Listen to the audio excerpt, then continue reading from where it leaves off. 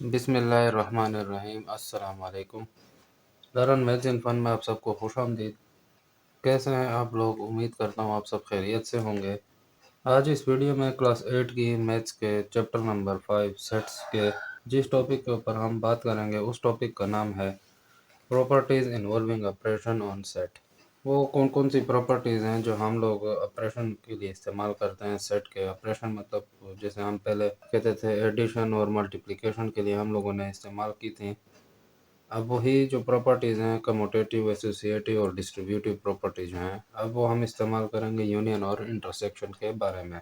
तो टॉपिक शुरू करने से पहले मैं आप सबसे कहना चाहता हूँ कि if you want learn maths and fun then click the subscribe button and the bell icon. इसके अलावा वीडियो के नीचे डिस्क्रिप्शन में तमाम टॉपिक्स के जिनको इस वीडियो में कवर किया गया है के टाइम स्टैम्प्स भी मौजूद हैं। आप लोग डिस्क्रिप्शन में मौजूद टॉपिक के सामने टाइम पर क्लिक करके वो टॉपिक सीख सकते हैं। और डिस्क्रिप्शन में आपको व्हाट्सएप और टेलीग्राम के ग्रुप्स का लिंक भी मिल जाएगा। आप लोग वो ग्रुप भी ज्वाइन कर सकते हैं। और साथ साथ पिछली वीडियो का आपको लिंक भी मिल जाएगा, तो आप लोग वो वीडियो भी जाकर देख सकते हैं और सीख सकते हैं। तो शुरू करते हैं आज का हमारा topic, commutative property of set with respect to union. तो हम लोग देखते हैं कि प्रॉपर्टीज़ कौन कौन से प्रॉपर्टीज़ हैं जो ऑपरेशन ऑन सेट, यानी जो हम सेट्स पर काम करते हैं। ऑपरेशंस का मतलब काम करना। तो वो कौन कौन सी प्रॉपर्टीज़ हैं जो हम सेट्स के बारे में इस्तेमाल कर सकते हैं। तो उसमें हम लोग देखते हैं commutative, associative and distributive properties.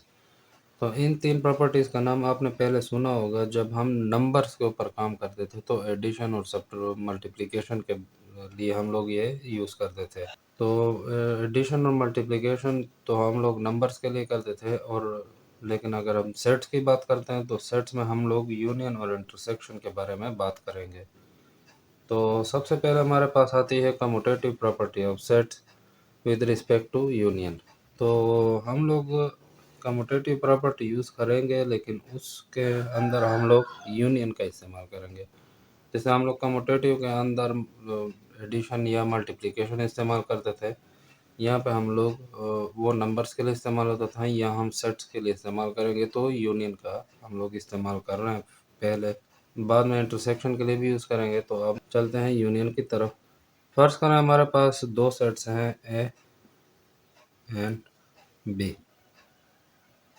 अगर इसको हम लोग इस तरह लिख लें कि हम लोग यूनियन करते हैं ए को बी के साथ, तो हम कहते हैं कि कम्यूटेटिव प्रॉपर्टी का ये मतलब कि अगर हम इनकी पोजीशंस को चेंज भी कर दें, यानी यहाँ पे ए पहले है बी बाद में है, अगर इसको मैं पहले बी कर लूँ उसको यूनियन कर लूँ ए के साथ, यानी हमने इन सेट्स की पोजीशन को चेंज कर दिया, तो इनसे जो जवाब आएंगे वो आपस में क्या होंगे, बराबर होंगे। किस तरह? फर्स्ट करें, हमारे पास एक सेट है एस, तो इसको हम लोग क्या करते हैं, 1 3 5 7 9। और दूसरा हमारे पास सेट है and T is equal to 5 6 7 8 9। ये दो सेट्स हैं हमारे पास। अब हम लोगों ने क्या करना है, प्रूव करना है कि ये जो हमारी कंडीशन थी A union B is equal to B union है, यानी अब यहाँ पे हमारे पास ए की जगह पे एस है, बी की जगह पे टी है। तो हम लोग इसी ए यूनियन बी को फॉलो करते हुए एस यूनियन टी कर लेते हैं, बराबर करते हैं। अब यहाँ पे पहले बी है फिर ए है, यानी बी की जगह हमने टी लिया था, तो टी यूनियन और ए की जगह हम लोग एस ले लेते हैं।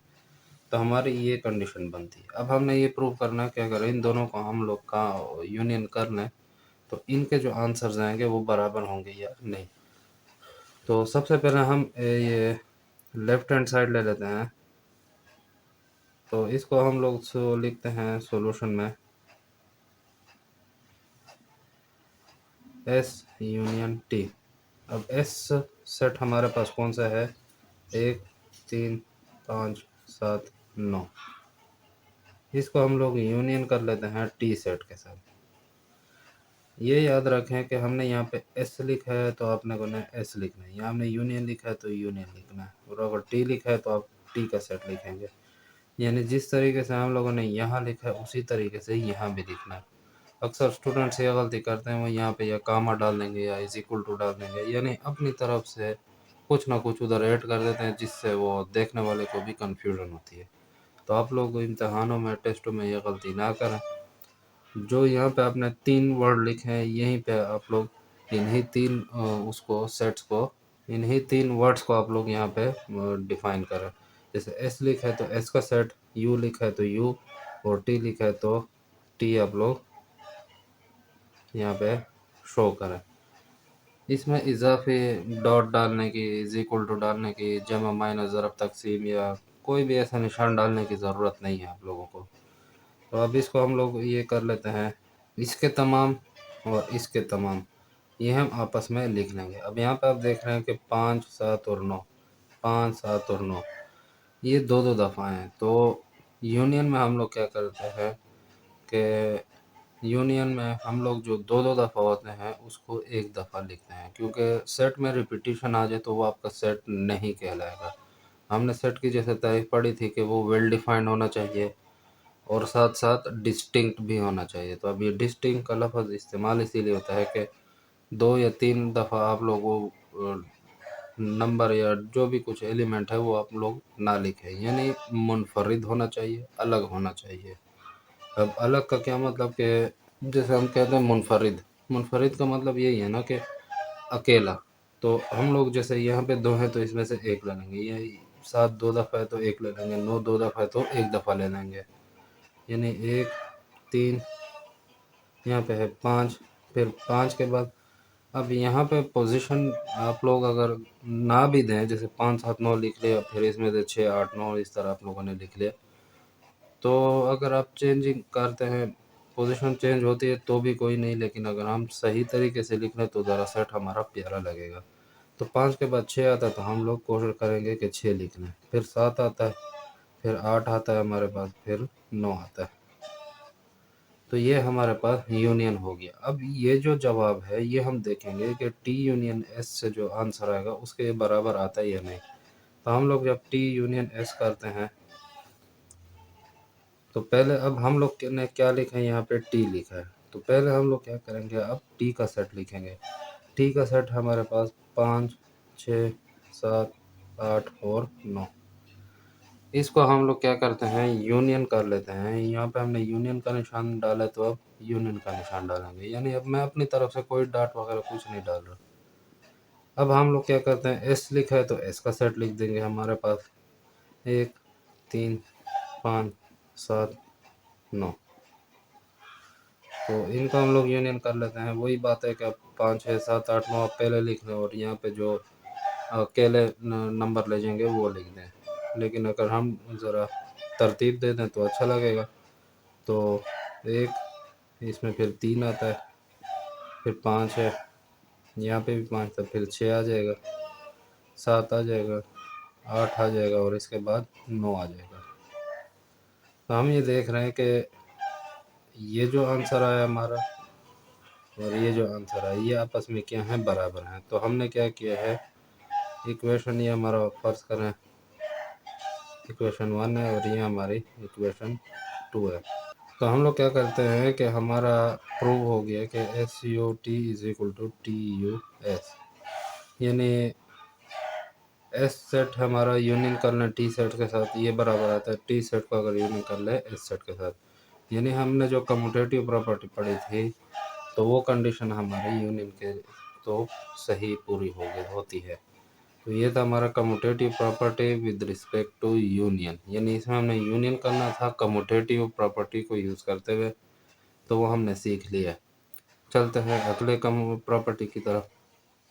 Commutative property of set with respect to intersection, अगली हमारे पास आ रही है कम्यूटेटिव प्रॉपर्टी है। तो पहले हमने क्या नहीं यूनियन के साथ की थी, अब इंटरसेक्शन के साथ इस कम्यूटेटिव प्रॉपर्टी को इस्तेमाल करके देखेंगे। तो कम्यूटेटिव प्रॉपर्टी की दोनों अभी एक देख लिए, दूसरी हम लोग अभी देख रहे हैं। तो वो क्या आती है, फर्स्ट करें हमारे पास दो सेट हैं ए एंड बी।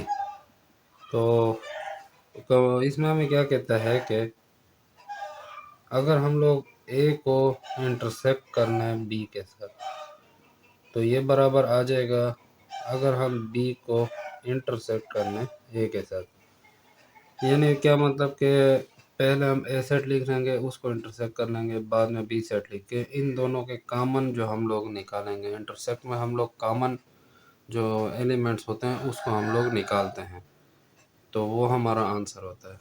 तो ए और बी के जो कॉमन एलिमेंट्स होंगे वो बराबर होंगे बी और ए के कॉमन एलिमेंट्स है।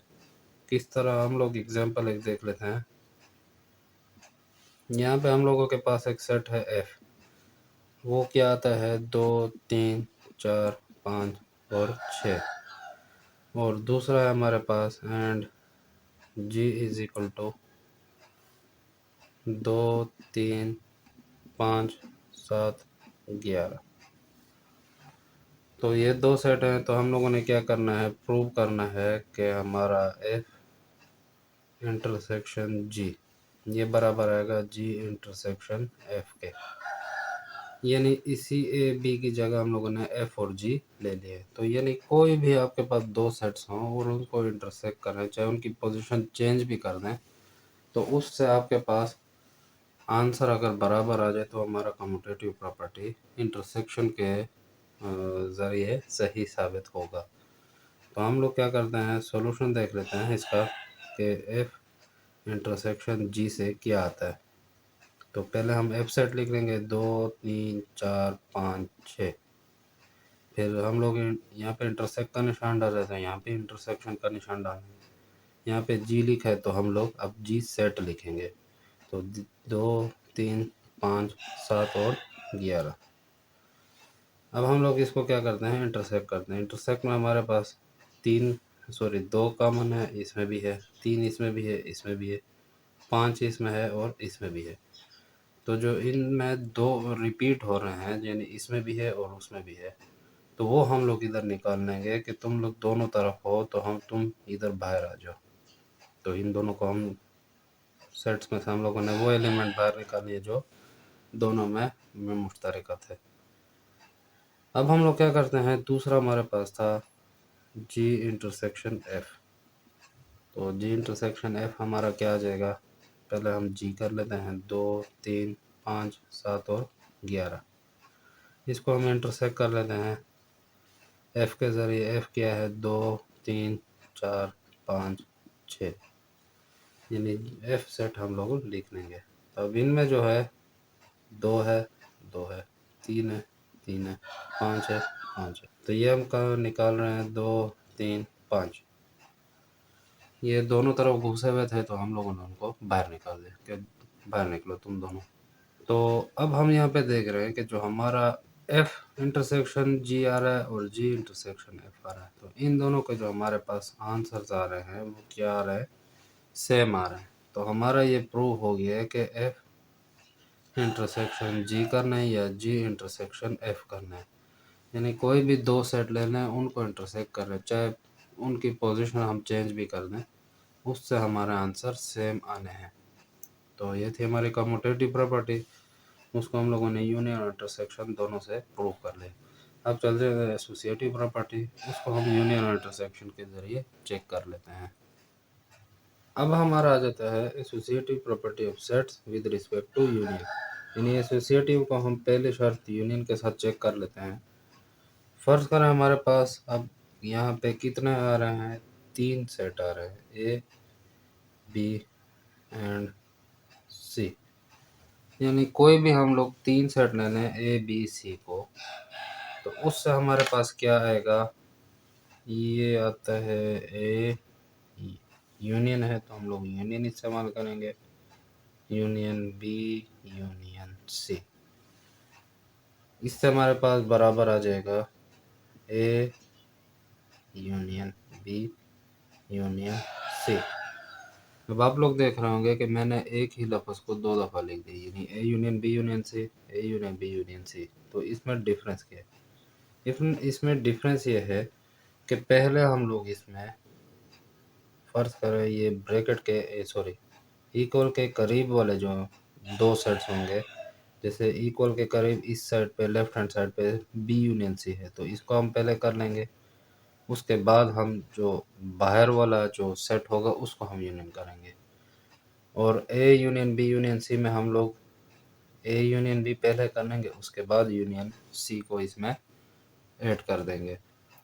तो इसमें ये है। अब यहाँ पे बच्चे अक्सर कंफ्यूज होते हैं कि हम लोग कौन सा पहले हम लोग सोल्व करें, यानी किस दो जो सेट्स होंगे उसके हम लोग ब्रैकेट्स लगाएं, यानी पहले कौन से दो सेट को हम लोग सोल्व करें। तो इसमें हम आप लोग आसान तरीका ये है कि ये इक्वल का निशान है, तो तीन आपके पास हैं A union B union C. यहाँ पे है A union B union C. तो आप लोग चाहे पहले बी यूनियन सी कर लो और उसमें ए को यूनियन कर लो, और इस साइड पे ए यूनियन बी कर लो और बाद में यूनियन सी कर लो। या आप लोग इस तरह कर सकते हैं कि ए यूनियन बी कर लो फिर यूनियन सी कर लो, और यहाँ पे बी यूनियन सी करके ए यूनियन कर लो, कोई मसला नहीं है। चाहे इस तरीके से सोल्व करना है या इस तरीके से सोल्व करना है, यानी अब इक्वल के जो दूर वाले दो वो हैं उसमें आप लोग ब्रैकेट लगाने, फिर वो करीब वाले के ब्रैकेट लगाने, या पहले करीब वाले के ब्रैकेट लगाने फिर बाद में दूर वाले को उसमें ऐड करना। कोई मसला नहीं, आप लोग जिस तरीके से इसको सोल्व कर सकते हैं। यानी पहले अपने दो को यूनियन करना है फिर तीसरे को उसमें ऐड करना है। तो ये आपका तरीका है, ये आप लोग सीख लें, ये समझ लें। तो चलते हैं इसको एक एग्जांपल सोल्व करके देख लेते हैं। फ़र्ज़ करें हमारे पास तीन वो हैं। एक एग्जांपल में हम देखते हैं कि ए सेट है हमारे पास 2 3 5 7 9, और दूसरा सेट है हमारे पास बी, वो क्या है 1 2 3 4 5, और तीसरा सेट है हमारे पास एफ सेट है,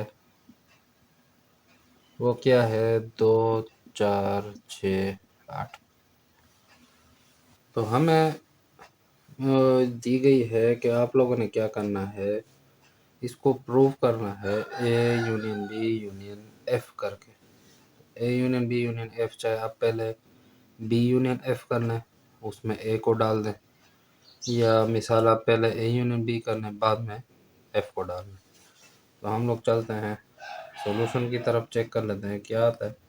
A union B union F is equal to, यहाँ पे हम लोग चलो फर्ज करें पहले ए बी यूनियन एफ कर लेंगे और इस साइड पे A union B union F, यहाँ पे हम लोग ये करते हैं। ठीक है, तो हम लोगों ने इसी कंडीशन को फॉलो कर लिया है। तो हम सी की जगह फर्ज करें एफ सेट दिया गया है।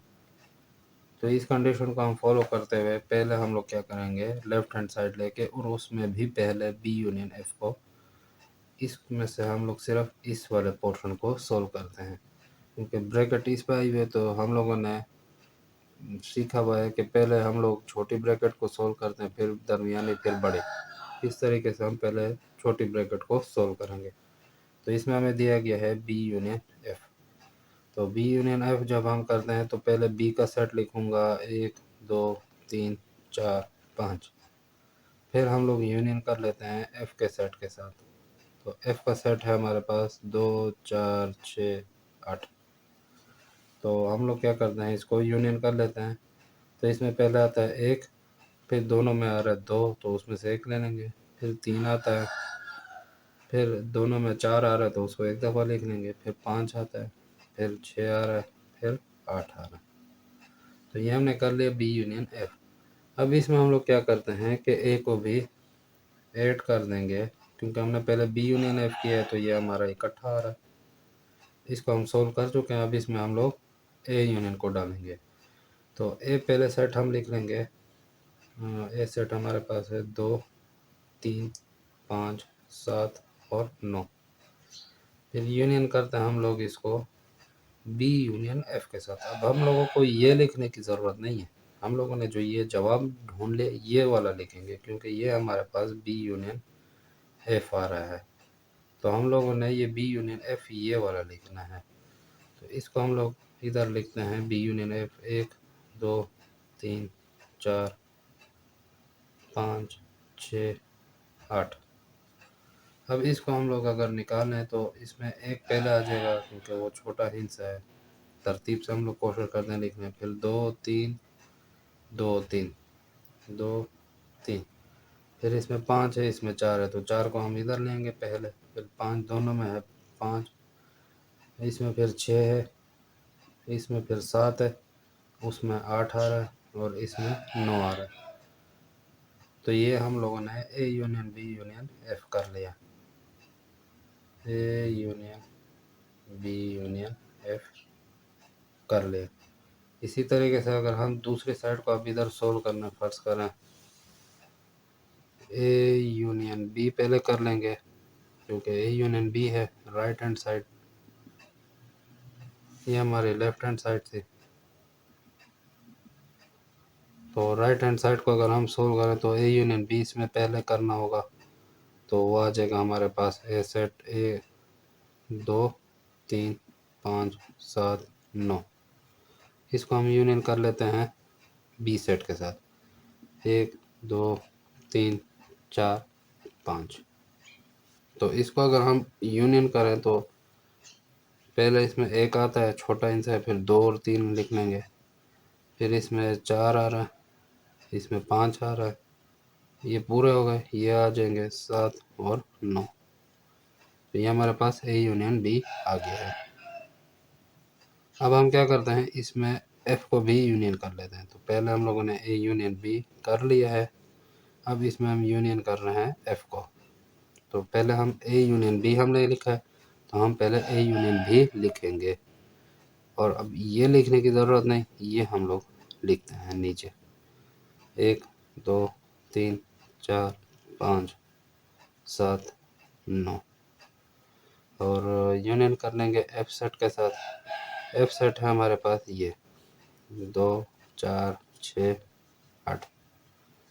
तो अब इनसे आ जाएगा हमारे पास आंसर 1 2 3 1 2 3 1 2 3 4, इसमें भी 5, यहाँ पे 6, यहाँ पे 7, वहाँ पे से 8, यहाँ पे 9। अब हम ये देख रहे हैं कि A union B union F और ए यूनियन बी, इसको हमने पहले किया था, फिर बाद में यूनियन एफ डाल दिया था। तो A union B union F, A union B union F, इससे आ रहा है 1 2 3 4 5 6 7 8 9, इससे आ रहा है 1 2 3 4 5 6 7 8 9। तो ये हमने प्रूव कर लिया कि A union B union F, इसको हम पहले सोल्व करके ये डाल लें, और ए यूनियन बी इसको सोल्व करके यूनियन एफ को डाल लें, तो ये हमारा बराबर आएगा। इसके बाद हमारे पास आ जाता है एसोसिएटिव प्रॉपर्टी की दूसरी शर्त जो है इंटरसेक्शन के साथ, वो आ जाती है associative property of set with respect to intersection. Union हमने सीख लिया, इंटरसेक्शन सीख लेते हैं। तो ये आ जाएगा, हम फर्ज करें हमारे पास कोई भी 3 सेट्स होते हैं, ए बी सी है यहाँ पे हमारे पास, तो उस पर हम अगर इसको अप्लाई करें तो इससे आ जाएगा A intersection B intersection C is equal to A intersection B intersection C. तो वही बात है कि जो इक्वल के करीब हमने 2 सेट्स लिए हैं, उसमें हम लोग इसको कॉमन कर लेंगे, बाद में बाहर वालों को हम लोग इसमें ऐड कर देंगे, या अगर आप पहले बाहर वालों को लिख लेंगे उसके बाद करीब वाले को उसमें ऐड करते हैं तो कोई मसला नहीं है। फॉर एग्जांपल यहाँ पे हमारे पास 3 सेट हैं एफ जी और एच। एफ में हमारे पास 1 5 9 13 17, जी में हमारे पास 3 6 9 12 15, और एच में हमारे पास 2 4 6 8 10। तो इनको हम इंटरसेक्ट कर लेके देख लेते हैं कि हमने ये प्रूव करना है एफ इंटरसेक्शन जी इंटरसेक्शन एच, ये बराबर आ रहा है एफ इंटरसेक्शन जी इंटरसेक्शन एच। तो इसमें हम पहले लेफ्ट हैंड साइड को सॉल्व कर लेते हैं, और उसमें भी पहले जी इंटरसेक्शन एच कर लेते हैं, क्योंकि ये हम लोगों ने ब्रैकेट इस पर लगाई हुई है, तो हम पहले इसको सॉल्व कर लेंगे। तो जी इंटरसेक्शन एच हम लोग करते हैं, तो पहले जी सेट लिख लिया हम लोगों ने 3 6 9 12 15, इंटरसेक्ट कर लिया, इधर भी इंटरसेक्ट था, इधर हमने इंटरसेक्ट लगा लिया। उसके बाद एच है, तो एच सेट हमने लिखा है 2 4 6 8 10। तो उसमें हमारे पास जो 6 है वो यहाँ पे भी था, यहाँ पे भी था, उसको हमने इंटरसेक्ट करके बाहर निकाल लिया है। अब हम क्या करते हैं कि एफ को भी इसमें से निकाल लेंगे, जी इंटरसेक्शन एच में से। तो हम पहले एफ लिख लेंगे 1 5 9 13 17, ये हमने लिख लिया। इंटरसेक्शन का निशान है इंटरसेक्शन, फिर जी इंटरसेक्शन एच। अब ये पूरा लिखने के बजाय हमने सिर्फ उसका जो आंसर था वो हमने यहाँ पे लिख लिया। अब हम लोग इस एफ सेट में से और जी इंटरसेक्शन एच वाले सेट में से देखते हैं कि कौन सी चीज़ कॉमन है। तो यहाँ पे हमें कोई भी चीज़ कॉमन नहीं थी नज़र आ रही, इसलिए हम लोग इस यहाँ पे एम्प्टी सेट इसको लिख दिया है। अब एफ इंटरसेक्शन जी इंटरसेक्शन एच से तो हमारे पास एम्प्टी सेट आ गया है। अब राइट हैंड साइड पे हम देखते हैं कि एफ इंटरसेक्शन जी से क्या आ जाएगा, क्योंकि हम लोगों ने पहले एफ इंटरसेक्शन जी पे ब्रैकेट लगाई हुई है, तो हम पहले वो सोल्व कर लेते हैं। तो एफ सेट आता है हमारे पास 1 5 9 13 17, फिर इंटरसेक्शन है, यहाँ भी इंटरसेक्शन है, फिर जी है, फिर जी सेट लिख लेते हैं 3 6 9 12 15, वो हमने लिख लिया। तो इसमें 9 जो था वो हमारे पास कॉमन आ रहा था, वो हमने यहाँ पे निकाल लिया। अब हम लोग क्या करते हैं, एफ इंटरसेक्शन जी के साथ इंटरसेक्ट कर लेंगे एच को। अब एफ इंटरसेक्शन जी, इसकी जगह ये पूरा लिखने के बजाय हम लोगों ने सिर्फ ये जो इसका जवाब था वो लिख दिया 9। फिर इंटरसेक्ट कर लिया एच सेट के साथ, इंटरसेक्ट कर लिया एच सेट जो है हमारे पास 2 4 6 8 10। अब इसमें कोई भी कॉमन चीज़ नहीं थी, इसलिए यहाँ पे हम लोगों ने एम्प्टी सेट लगा दिया। यहाँ पे भी एम्प्टी सेट आ गया, यहाँ पे भी एम्प्टी सेट आ गया। तो left hand side right hand side बराबर हो गई। वो हमारे पास आ गई एफ इंटरसेक्शन जी इंटरसेक्शन एच, यहाँ पे आ गया एफ इंटरसेक्शन जी इंटरसेक्शन एच। तो ये हमारा आपस में बराबर आ गया। तो ये था associative property with respect to intersection. यानी क्या मतलब कि आप कोई भी दो सेट लेके पहले उसको इंटरसेक्ट कर लें, बाद में तीसरे वाले को भी ऐड कर लें। कम्यूटेटिव में हम दो सेट्स के बारे में बात करते हैं, एसोसिएटिव में हम तीन सेट्स के बारे में बात करते हैं। तो उम्मीद है आप लोगों को ये समझ आई होगी। चलते हैं डिस्ट्रीब्यूटिव प्रॉपर्टी की तरफ।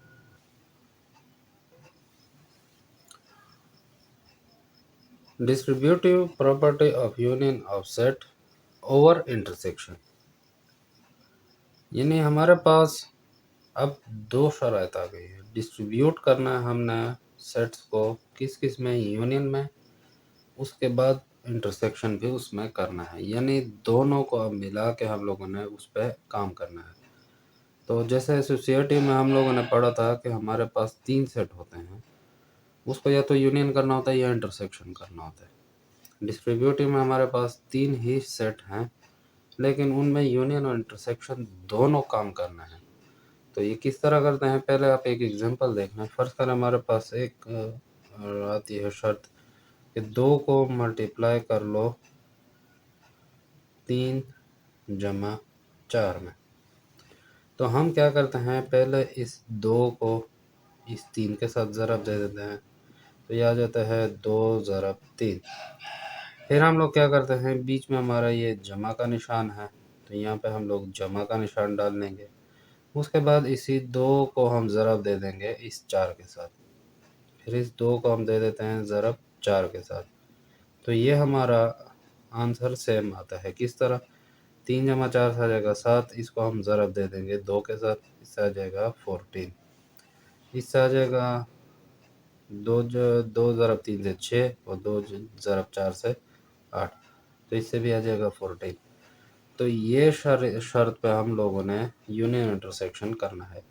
या फ़र्ज़ करें हमारे पास है 2 ज़रब 4 माइनस 3, इसको हम लोग कर लेते हैं, 2 को ज़रब दे देंगे 4 के साथ, तो आ जाएगा 2 ज़रब 4। अब बीच में इधर माइनस का निशान था, तो हम लोग इधर माइनस डाल देंगे। फिर इस 2 को 3 के साथ ज़रब दे देंगे, 2 ज़रब 3। तो पहले हमने ये काम करना है और ये काम करना है, इसके बाद माइनस करना है। तो 2 ज़रब इससे क्या आ जाएगा, 1 ज़रब 2 इज इक्वल टू 2। यहाँ पे आ जाएगा 2 4 8 माइनस 2 3 6, तो इससे भी आ जाएगा 2। तो ये हमारा इस तरीके से ये डिस्ट्रीब्यूटिव प्रॉपर्टी भी काम करती है। अब ये एग्जांपल आप लोगों को समझ आ जाए, तो इससे आप लोगों को यूनियन और इंटरसेक्शन की भी समझ आ जाएगी। अब यूनियन और इंटरसेक्शन हम किस तरह काम करते हैं। फर्स्ट कर हमारे पास तीन सेट हैं, ए बी और सी। तो इसमें हम लोग क्या करते हैं कि A union B intersection C, यहाँ पे हमने पहले यूनियन की बात की है तो हमने पहले यूनियन डाल दी है, बाद में इंटरसेक्शन की बात की है तो बाद में हमने इंटरसेक्शन कर लिया है। अब हम लोग क्या करते हैं, इस ए यूनियन बी को ज़रब दे देंगे, सॉरी ए यूनियन को ज़रब दे देंगे बी के साथ। यानी फ़र्ज़ करें ये हमारे पास एक वो जो हमने पढ़ा था 2 है, तो इस ए यूनियन को ज़रब दे देंगे बी के साथ, अब इस पूरे के पूरे को, तो इससे आ जाएगा ए यूनियन बी। इसके बाद हम लोग क्या करना है, इस ए यूनियन को ज़रब दे देंगे इस सी के साथ, तो इससे आ जाएगा ए यूनियन सी। बीच में हमारे पास क्या है, अब है इंटरसेक्शन है, तो बीच में हम इंटरसेक्शन डाल देंगे, यानी ये अलग हो जाएगा, ये अलग हो जाएगा। तो ये हमारे पास आ गई डिस्ट्रीब्यूटिव प्रॉपर्टी ऑफ सेट्स, जो distributive property of union over intersection. यानी हम लोगों ने क्या किया है, ए यूनियन बी कर लिया है, फिर बाद में इंटरसेक्शन का लफ्ज़ डाल दिया, फिर हमने ए यूनियन सी कर लिया है। तो इस तरीके से आप लोग इसको सोल्व कर सकते हैं। इस पे चलो एक एग्जांपल चेक कर लेते हैं किस तरीके से सोल्व होता है। फर्स्ट करें हमारे पास है कि है एक्स 0 3 6 9 12 15। दूसरा है हमारे पास वाई, वो आ जाएगा -5 -3 -1 0 1 3 5। तो ये हो गया एक्स वाई, और तीसरा भी हमें चाहिए, और तीसरा है हमारे पास and T is equal to 2 4 6, ये चलता जा रहा है 16 तक, यानी 2 4 6 8 10 12 14 16, इसमें ये डिजिट्स आ गए हैं। अब हम इसको इस तरीके से पहले सोल्व कर लेंगे, फिर इस तरीके से सोल्व करते हैं।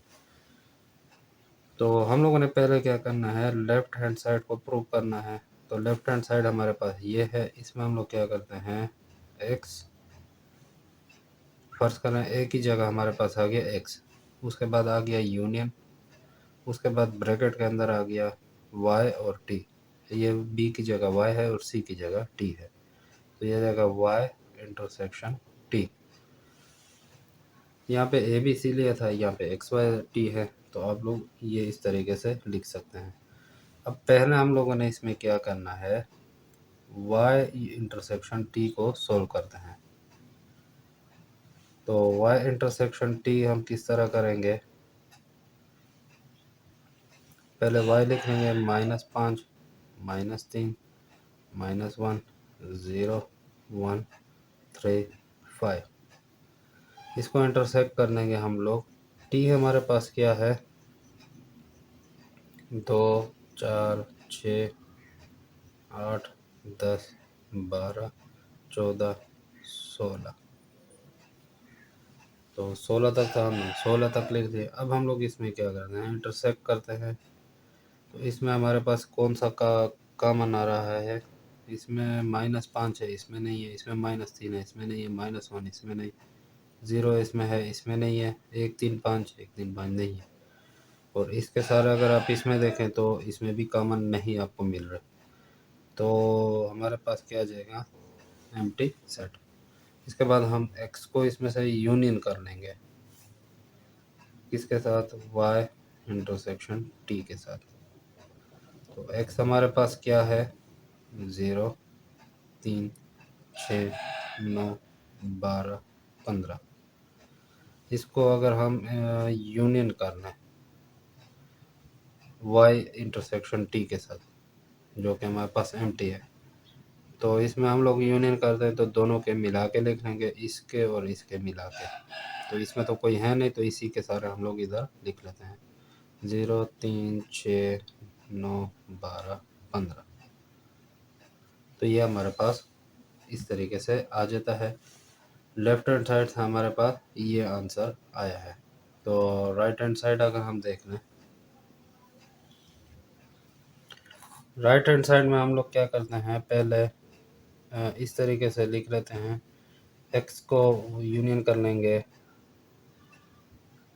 और वाई के साथ, फिर इंटरसेक्ट कर लेंगे एक्स को, सॉरी यूनियन कर लेंगे एक्स को यूनियन कर लेंगे टी के साथ, तो X union Y intersection X union T. तो एक्स यूनियन वाई अगर हम करें पहले तो इससे आ जाएगा एक्स सेट हमारे पास कौन सा है 0 3 6 9 12 15, और यूनियन करना है वाई के साथ, तो ये वाई हमारे पास क्या है -5 -3 -1 0 1 3 5। अगर एक्स और वाई को हम यूनियन करना है तो इसमें हमारे पास क्या आ जाएगा, तो हम लोग छोटा इंच से स्टार्ट करते हैं, तो छोटा इंच हमारे पास सबसे छोटा जो है -5 है। फिर इसके बाद यूनियन करने -3 आ जाएगा, फिर -1 आ जाएगा, फिर दोनों में एक एक दफ़ा ज़ीरो है तो एक दफ़ा निकलेंगे, फिर इसमें 1 है, फिर इन दोनों में 3 है, फिर 5 है, फिर 6 है, 9 12 15, ये हम लोग सारे यूनियन कर लिए हैं। अब हम कर लेते हैं एक्स यूनियन टी। तो एक्स यूनियन टी से हमारे पास क्या आ जाएगा, एक्स हमारे पास है 0 3 6 9 12 15, और यूनियन करना हम टी के साथ, टी हमारे पास क्या है 2 4 6 8 10 12 14 16, तो इससे हमारे पास क्या आ जाएगा 0 2 3 4, दोनों में 6 है, 8 9 10 12 14 15 16। अब इन दोनों को हम लोग अगर इस तरह लिख लें कि एक्स यूनियन वाई इंटरसेक्ट करने एक्स यूनियन टी से, तो एक्स यूनियन वाई हमारे पास ये सेट है -5 -3 -1 0 1 3 5 6 9 12 15। इसको हम इंटरसेक्ट करते हैं 0 2 3 4 6 8 9 10 12 14 15 16।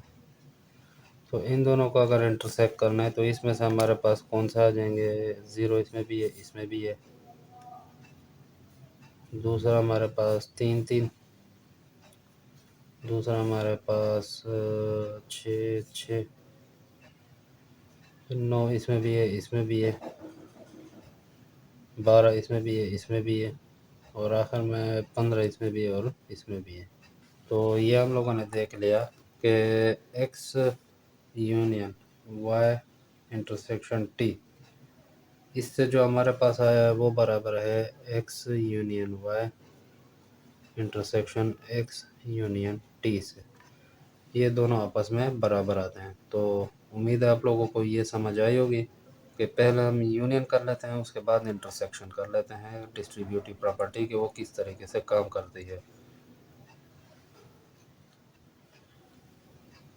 इसके बाद हमारे पास आ जाता है distributive property of intersection of set over union.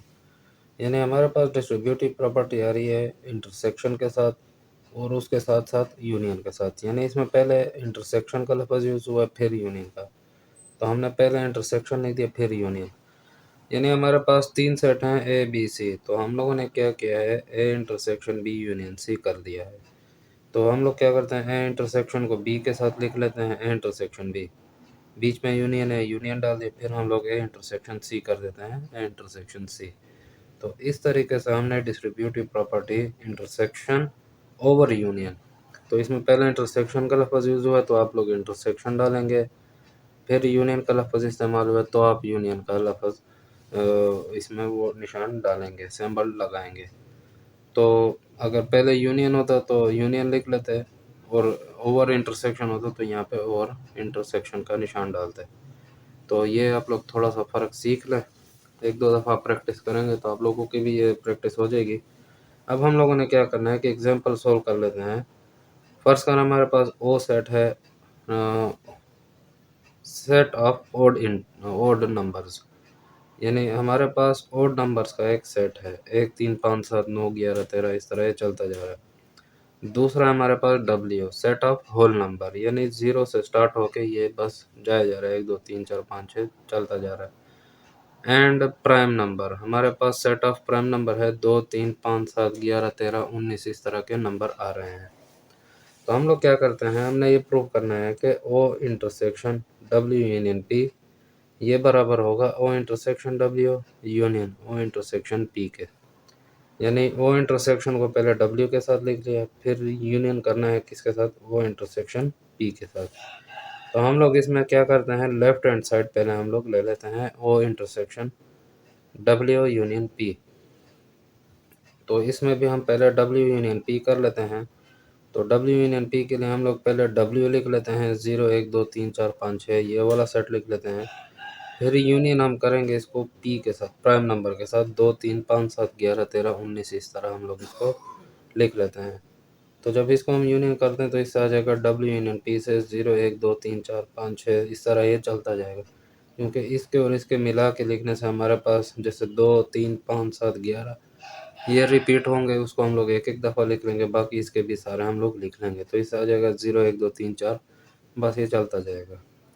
इसके बाद हम लोग क्या करते हैं, इसमें से इंटरसेक्ट कर लेते हैं ओड नंबर्स को। तो ओड नंबर को जब हम इसको इंटरसेक्ट करेंगे तो पहले हम लोग ओड लिख लेंगे 1 3 5 7 9, फिर इंटरसेक्ट का निशान है, फिर उसके बाद डब्ल्यू यूनियन पी जो ये सेट हमें मिला था वो हम लोग लिख लेते हैं।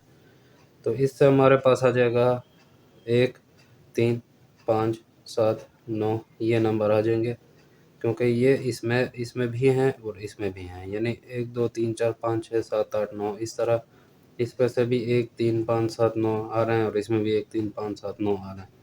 तो ये हम लोग इसमें से निकाल के लिख लेंगे, तो हमारा ओ इंटरसेक्शन डब्ल्यू यूनियन पी जो है वो ये आ जाएगा। इसके बाद राइट हैंड साइड हमारे पास आ जाएगी ये जो हमने मालूम किया था, ओ को इंटरसेक्ट कर लिया डब्ल्यू के साथ, फिर ओ को इंटरसेक्ट कर लेंगे पी के साथ, इन दोनों को हम लोग क्या कर लेंगे, बीच में यूनियन का निशान है तो हम लोग यूनियन कर लेंगे। तो ये हम लोगों ने यहाँ पे भी लिख लिया। अब इसमें हम लोग पहले ओ इंटरसेक्शन डब्ल्यू कर लेते हैं। तो ओ इंटरसेक्शन डब्ल्यू में से हम लोगों ने क्या करना है, एक तीन और सेट लिख लेना है ओड नंबर वाला, 1 3 5 7 9, फिर इंटरसेक्ट का निशान है, फिर डब्ल्यू 0 1 2 3 4 5 6। तो इन दोनों में 1 3 5 7 9 ये रिपीट हो रहे तो वो हम लोगों ने लिख लिए हैं। ओ इंटरसेक्शन डब्ल्यू से हमसे आ गया 1 3 5 7 9 इस तरह ये नंबर आ गए हैं। अब हम क्या करते हैं, ओ इंटरसेक्शन पी कर लेते हैं। तो ओ इंटरसेक्शन पी में 1 3 5 7 9 ओ सेट लिख लिया, इंटरसेक्ट कर लिया, पी सेट हमारे पास 2 3 5 7 11 13 ये नंबर हम लोगों ने लिख लिए हैं।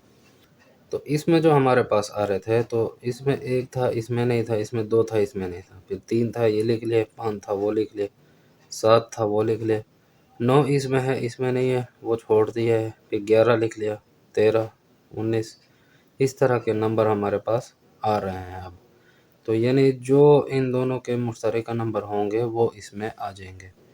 अब हमारे पास क्या है, ओ इंटरसेक्शन डब्ल्यू, ओ इंटरसेक्शन डब्ल्यू हमारे पास है 1 3 5 7 9, और ओ इंटरसेक्शन पी जो है हमारे पास वो ये है 3 5 7 11 13 19 ये हम लोगों ने लिख लिया।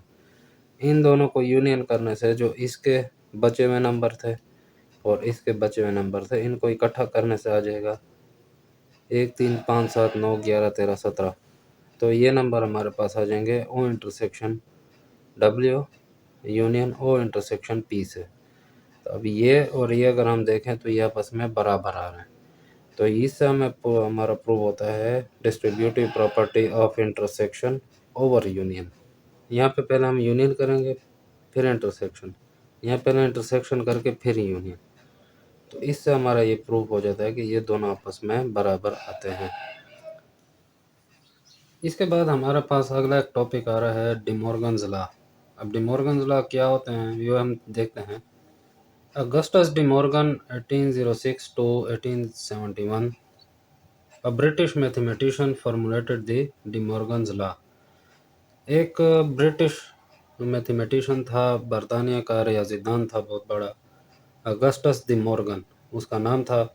1806 से 1871 तक उसने टाइम गुजारा, मतलब 1806 में पैदा हुआ, 1871 में फौत हो गया था। तो उसने क्या किया है, डी मॉर्गन्स लॉ फॉर्मुलेट किए हैं, यानी उसने बनाया है। अब डी मॉर्गन्स लॉ क्या होते हैं? डी मॉर्गन इस आदमी का नाम था, इस साइंसदान का, रियाज़ीदान का नाम था डी मॉर्गन। और लॉस का मतलब है उसने बहुत से कानून बनाए थे, उसमें से एक जो हम पढ़ेंगे ये कानून है डी मॉर्गन लॉ का। एक ये कानून है हमारे पास। इस डी मॉर्गन लॉ के दो पार्ट्स हैं। पहला पार्ट है A union B whole complement is equal to A complement intersection B complement. तो सबसे पहले तो आप ये देख लें कि ए कॉम्प्लीमेंट होता क्या है।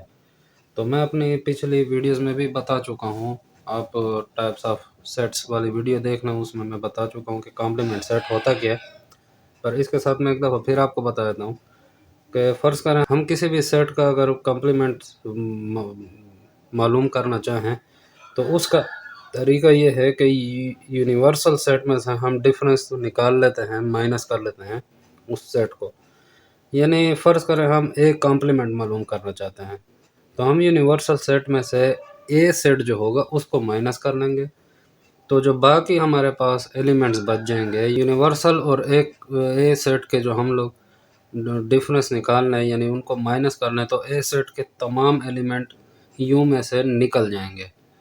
तो जब यू के जो बाकी बचे हुए हैं एलिमेंट्स होंगे वो हमारा ए कॉम्प्लीमेंट का सेट कहलाएगा। तो हम लोग इस तरह भी कह सकते हैं कि A union A complement is equal to universal set. हम इस तरह भी कह सकते हैं कि अगर ए सेट के साथ ए कॉम्प्लीमेंट अगर हम मिला लें तो उससे हमारा यूनिवर्सल सेट बनता है। तो हम यहाँ पे देख रहे हैं कि A union B whole complement is equal to A complement intersection B complement. ये हमारे पास एक पार्ट है, दूसरा पार्ट बाद में सीखते हैं। पहले इस पे हम लोग एक नज़र देख लेते हैं कि ये सोल्व किस तरह होता है। तो मैं इस पे कोई एग्जांपल नहीं सोल्व करूँगा, वो टाइम हमारे पास बहुत कम है, तो बहुत लंबी हो जाएगी वो एक्सरसाइज में। जब क्वेश्चन सोल्व करेंगे तो आप लोगों को मालूम हो जाएगा कि किस तरीके से होता है। लेकिन यहाँ पे मैं आपको सिर्फ बता देता हूँ कि A union B whole complement और A complement intersection B complement ये किस तरह आते हैं। तो इसके लिए हमें 3 सेट्स की ज़रूरत होगी। ये याद रखें कि जहाँ भी कॉम्प्लीमेंट का लफ्ज़ आपको नज़र आता है या सुनाई देता है, तो इसमें हमें सबसे पहला जो सेट चाहिए होता है वो होता है यूनिवर्सल सेट। इसके बाद जिस सेट के बारे में बात हो रही होती है वो सेट चाहिए होता है। अब यहाँ पे हमारे 2 सेट की बात हो रही है, तो हमें 2 सेट चाहिए होते हैं, ठीक है।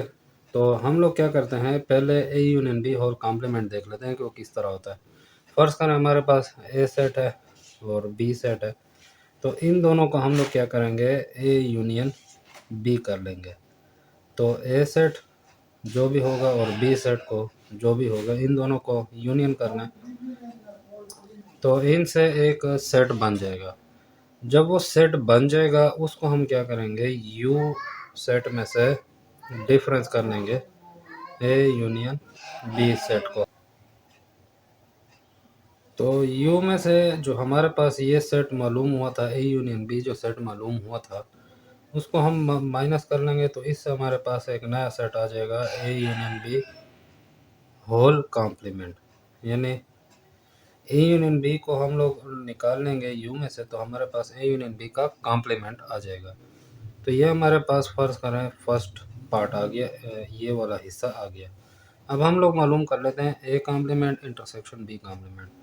तो हम क्या करते हैं, ए कॉम्प्लीमेंट मालूम करने के लिए यू में से ए का डिफरेंस मालूम कर लेते हैं।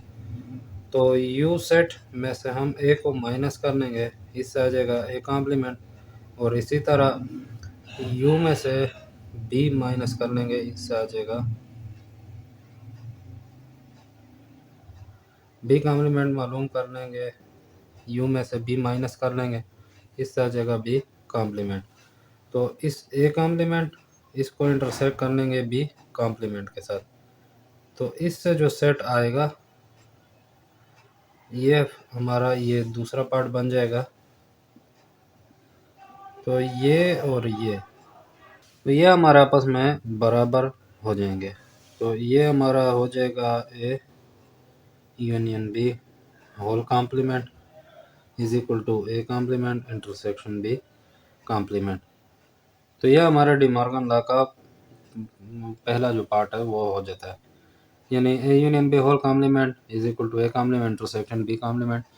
ये एक फार्मूला है। इसके बाद एक दूसरा हम लॉ देखते हैं, वो भी इसी किस्म का है। तो इसका आसान तरीका मैं आपको समझा देता हूँ कि अगर आप लोग कंफ्यूज हो रहे हैं कि ये किस तरह हम लोग याद करेंगे, तो आप सिंपल ये देखने यहाँ पे आप लोग ने ए यूनियन बी, दूसरी साइड पे आप इसका यूनियन का उलट लेना है ए इंटरसेक्शन बी। अब यहाँ पे अगर आप लोग होल कॉम्प्लीमेंट करना है तो इसी का उलट, जिस तरह हमने यूनियन का उलट लिया है इस तरह होल कॉम्प्लीमेंट का उलट ले लेंगे। यानी यहाँ पे मुकम्मल का कॉम्प्लीमेंट लिए तो यहाँ आप अलग-अलग का कॉम्प्लीमेंट लेना है। तो ये आपका इस तरीके से आप लोग आसानी से सीख सकते हैं। डी मॉर्गन लॉ का जो सेकंड लॉ है हमारे पास, सेकंड तो इसका पार्ट है वो ये है कि A intersection B whole complement is equal to A complement union B complement. आसान तरीका इसका यही है कि जो आप लोग ए इंटरसेक्शन बी ले लिया तो यहाँ पे ए यूनियन बी लेना है। यहाँ पे आप होल का कॉम्प्लीमेंट ले रहे हैं तो यहाँ अलग-अलग का कॉम्प्लीमेंट लेना है। इस तरीके से आप इसको आसानी से सीख सकते हैं। तो ये A intersection B whole complement किस तरह आएगा, तो ये मैंने आप लोगों को बताया था कि जब भी आप लोगों को ये बताया जाए कि कॉम्प्लीमेंट, तो इसमें हमें यूनिवर्सल सेट की ज़रूरत होती है और जिस सेट का कॉम्प्लीमेंट मालूम करना होता है वो सेट भी हमें चाहिए होता है। यानी यहाँ पे हमें ए और बी चाहिए तो ए और बी सेट भी दिए होंगे और साथ में हमें यूनिवर्सल सेट भी दिया होगा। तो हम लोग क्या कर लेते हैं, पहले ए सेट और बी सेट का इंटरसेक्शन मालूम कर लेते हैं। ये हमारे पास ए सेट है, ये बी सेट है, इससे हमारे पास ए इंटरसेक्शन बी मालूम हो जाएगा। तो इसके बाद हम लोग क्या करते हैं, इसका कॉम्प्लीमेंट मालूम कर लेते हैं। तो यू में से हम लोग डिफरेंस मालूम कर लेंगे ए इंटरसेक्शन बी का। तो इससे हमारे पास जो सेट आएगा वो होगा A intersection B whole complement का। तो ये हमारे पास सेट आ जाएगा। इसके बाद हम लोग क्या करते हैं, ए कॉम्प्लीमेंट मालूम कर लेते हैं, वो किस तरह होगा, यू में से हम लोग डिफरेंस कर लेंगे ए को। इस तरह बी कॉम्प्लीमेंट मालूम करेंगे तो यू में से डिफरेंस करेंगे बी का, यानी ए सेट और बी सेट का। इससे हमारे पास हम लोग क्या करेंगे, A complement union B complement किस तरह हो जाएगा कि ए कॉम्प्लीमेंट इसको यूनियन कर लेंगे बी कॉम्प्लीमेंट के सेट के साथ। तो इससे हमारे पास ये आ जाएगा A complement is union B complement.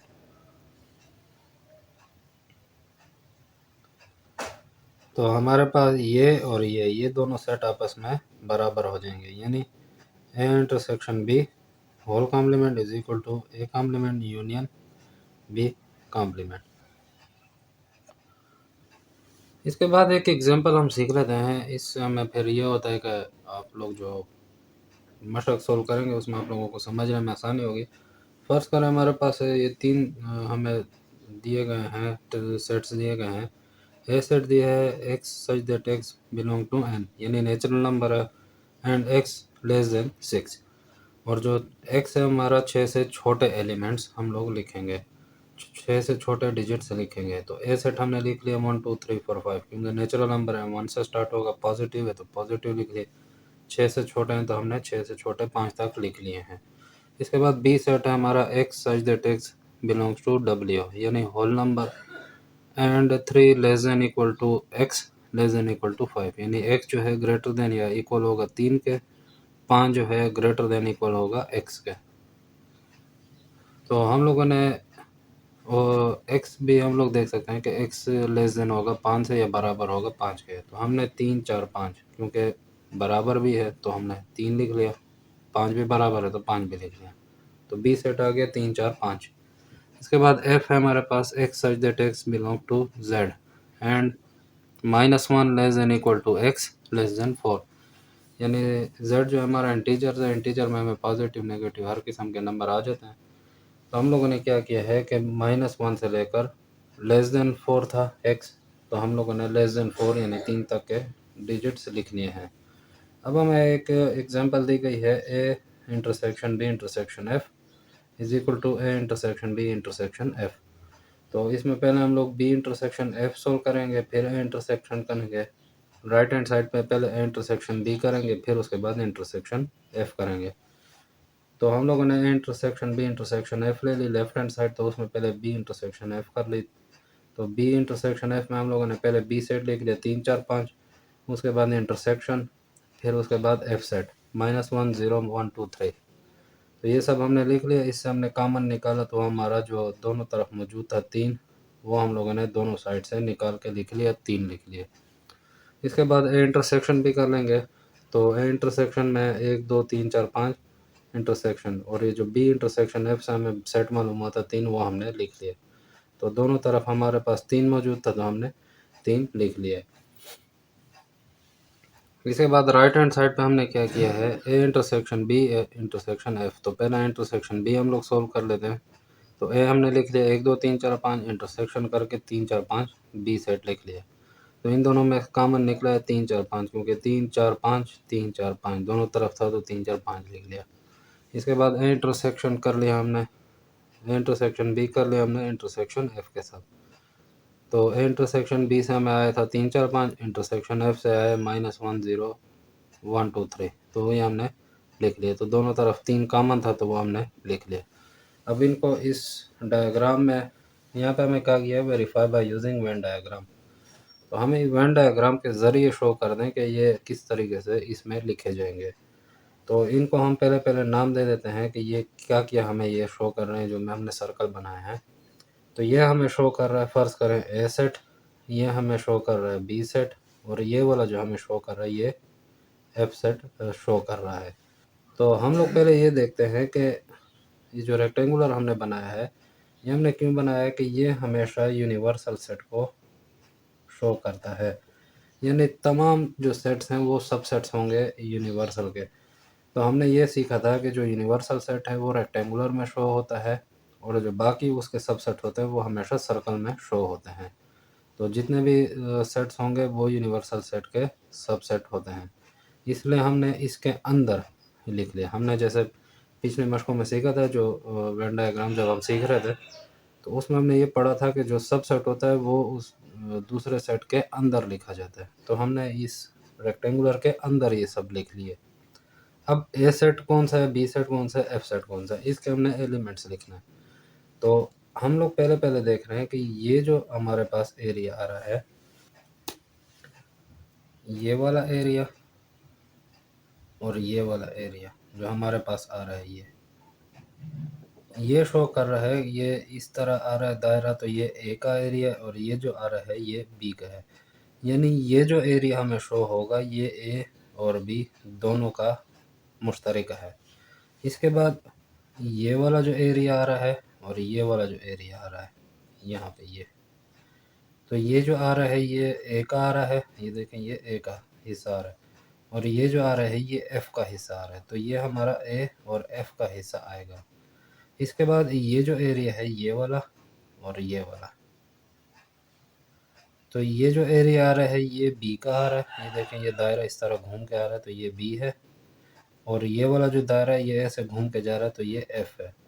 तो ये हमारा ए बी, ये हमारा ए एफ, और ये हमारा बी एफ का एरिया शो होगा। और ये जो बीच में है ये वाला एरिया, ये वाला, यहाँ पे हम ए बी और एफ ये तीनों का मुश्तरका पे आ रहा है। तो यहाँ पे हम ए बी और एफ तीनों का जो मुश्तरका जो वो एलिमेंट होगा वो इसमें लिखा जाएगा। बी और एफ का जो मुश्तरका एलिमेंट होगा वो हम यहाँ पे लिखेंगे। ए और बी का जो मुश्तरका होगा वो हम यहाँ लिखेंगे, और ए एफ का जो मुश्तरका होगा वो हम यहाँ लिखेंगे। अब हम क्या करते हैं, जो हमारा जो सबसे मुश्तरका तीनों सेट में जो मौजूद है वो देख लेते हैं। यानी ए में भी हमें 3 नज़र आ रहा है, बी में भी हमें 3 नज़र आ रहा है, और एफ में भी हमें 3 नज़र आ रहा है। तो ये तीनों सेट्स में मौजूद है, तो इसको हम लोग यहाँ पे लिखेंगे। इसके बाद ए और बी में कौन से मुश्तरक हैं, तो ए और बी के अगर हम मुश्तरका की बात करें तो ए यूनियन बी में हमें आता है 3 4 5। तो 3 तो हम लिख चुके हैं, तो यहाँ पे अब हम सिर्फ लिखेंगे 4 और 5। यानी हम लोगों ने इसमें और 3 नहीं लिखना क्योंकि वो एक दफ़ा हम लिख चुके हैं। इसके बाद हम बी और एफ़ के देख लेते हैं। तो बी और एफ़ में हमारा सिर्फ 3 आ रहा है और यहाँ पे भी 3 आ रहा है। वो तो हम लिख चुके हैं, तो इस एरिया को हम खाली छोड़ देंगे। फिर ए और एफ़ को हम देखते हैं कि ए और एफ़ में हमारा कौन-सा है। ए में हमारे पास 1 2 3 आ रहा है और एफ़ में हमारे पास 1 2 3 आ रहा है। तो 3 तो हम लिख चुके हैं, तो यहाँ पे हम लिख देंगे 1 और 2। तो 1 2 3 ये हमारे एफ़ के मुश्तरक हैं। तो 3 हम लिख चुके हैं, तो सिर्फ 1 और 2 लिखेंगे। इसके बाद बी और एफ़ का तो कोई काम मुश्तरका नहीं निकला। अब हम देख लेते हैं ए सेट के कौन-कौन से सेट एलिमेंट हम लोग यहाँ पे लिखेंगे। तो एक एलिमेंट है 1 2 3 4 5 और यहाँ पे हम 1 2 3 4 5 पहले से लिख चुके हैं, तो ये एरिया हम लोग ऐसे ही खाली छोड़ देंगे क्योंकि एक दफ़ा हम ये सब लिख चुके हैं ए में। इसके बाद बी के हम देख लेते हैं 3 4 5। तो बी के भी हैं 3 4 5, वो भी हम ऑलरेडी लिख चुके हैं, तो इसको भी हम खाली छोड़ देंगे। अब हम देख लेते हैं एफ़ के सिर्फ एफ़ के कौन से हिस्से हैं, मतलब एलिमेंट्स हैं। तो वो हमारे पास -1 0 1 2 3। तो 1 2 3 तो हम लिख चुके हैं, तो सिर्फ क्या रह जाएगा हमारे पास -1 और 0। अब हमें ये कह रहा है कि A intersection B intersection F, ये हमें बता दो कि ये आपके पास क्या आया है। तो A intersection B intersection F का हमारे पास आंसर आया था 3। तो हमारा जो आंसर होगा उसको हम लोग सिर्फ कलर दे देंगे, शेड दे देंगे।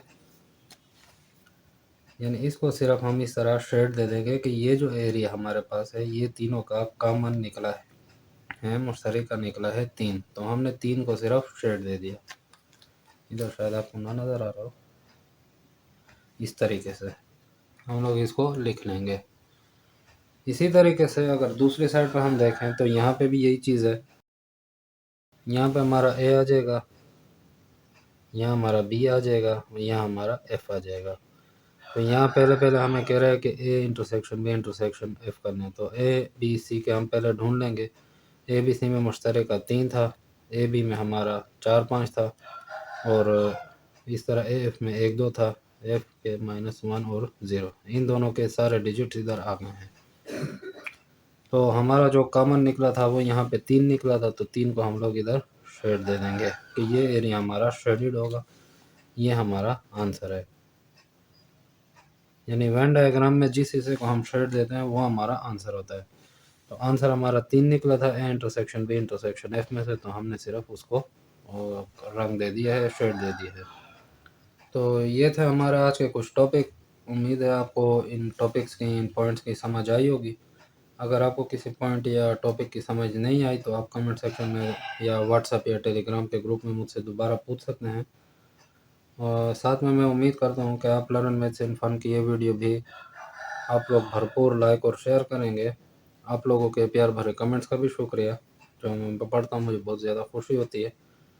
मिलते हैं अगली शानदार वीडियो में, तब तक के लिए अल्लाह हाफिज़।